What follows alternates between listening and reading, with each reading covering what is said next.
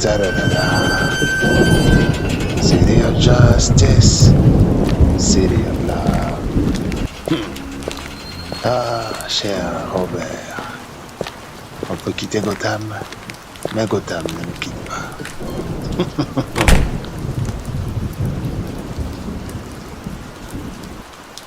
Mes salutations citoyennes et citoyens de Gotham. Au commencement était le verbe, alors j'ai réfléchi au commencement, au choix des mots, à comment débuter, parce qu'avant chaque idée, avant chaque action, il existe un moment presque où l'esprit hésite, un moment où rien n'a encore commencé, mais où tout est déjà possible.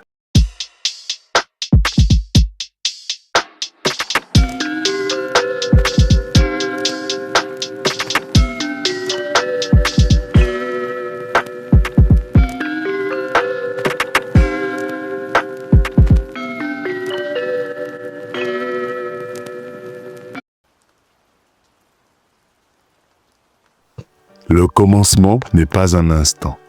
C'est une fracture, une fissure dans le silence. Avant de parler, nous sommes face à une responsabilité étrange, celle de choisir. Choisir un mot, c'est déjà choisir une vision du monde, car les mots ne sont pas neutres. Ils sont des directions. Un mot peut éclairer une pensée, un autre peut l'emprisonner. Et pourtant, nous parlons comme si les mots étaient des simples outils, mais ils ne sont pas des outils. Ils sont des commencements.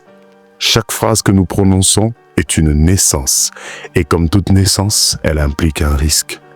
Le risque d'être mal compris, le risque d'être contesté, le risque parfois d'avoir raison trop tôt. La littérature l'a compris depuis longtemps. Il existe des phrases qui ressemblent à des simples portes et qui pourtant ouvrent des mondes entiers. Au début d'Anna Karénine de Léon Tolstoï, une phrase tombe comme une observation presque tranquille. Toutes les familles heureuses se ressemblent, chaque famille malheureuse l'est à sa façon. Et soudain, tout est dit. Le roman entier est déjà là. Les drames, les fissures, les vies qui vont se briser lentement, comme si le premier mot contenait déjà toute la tragédie. Le cinéma, lui aussi, s'est joué de ses commencements. Certains films ouvrent leurs histoires comme on entrouvre une porte interdite. Au début de Fight Club de David Fincher, un homme nous regarde presque à travers l'écran et murmure. Les gens me demandent toujours si je connais Tyler Durden. Une simple question. Mais cette question agit comme une graine. Elle pousse dans l'esprit du téléspectateur. Mais qui est Tyler Durden ? À partir de ce moment-là, le récit a déjà commencé à travailler votre esprit. Et c'est peut-être pour cela que beaucoup de gens évitent de commencer. Ils attendent le moment parfait, la phrase parfaite, le contexte parfait. Mais la vérité est plus brutale. Le commencement est toujours imparfait. La première pierre d'un édifice n'est jamais la plus belle. Elle est tout simplement la plus nécessaire. Commencer, ce n'est pas être prêt, c'est accepter de ne jamais l'être totalement.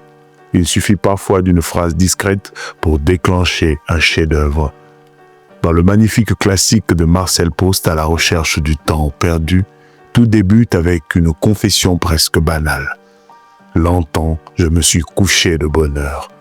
Rien de spectaculaire, et pourtant, cette phrase ouvre des milliers de pages de souvenirs, de sensations, de réflexions sur le temps, comme quoi les plus grands commencements ne font pas toujours de bruit. Dans le 7e art, on retrouve aussi cette magnificence simple dans les premiers gestes.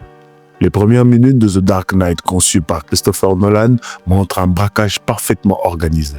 Chaque criminel élimine le précédent, jusqu'à ce qu'un seul reste debout.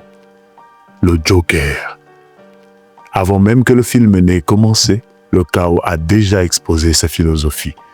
Tout est contenu dans ce premier acte. Alors je reviens à cette question simple. Comment choisit-on le premier mot ? Je me dis que peut-être qu'on ne le choisit pas vraiment. Peut-être que le premier mot est celui qui refuse de rester enfermé, celui qui frappe contre la pensée jusqu'à ce qu'on lui ouvre la porte. Et la manière d'ouvrir la porte de George Orwell dans 1984 est tout simplement magnifique. Un simple détail étrange entre les lignes. C'était une journée d'avril froide et claire, et les horloges sonnaient 13 heures. 13 heures. Le chiffre 13 n'existe pas sur les horloges. Un détail presque minuscule, mais ce détail annonce déjà que quelque chose est déréglé, que le monde dans lequel nous entrons n'obéit plus tout à fait aux mêmes lois.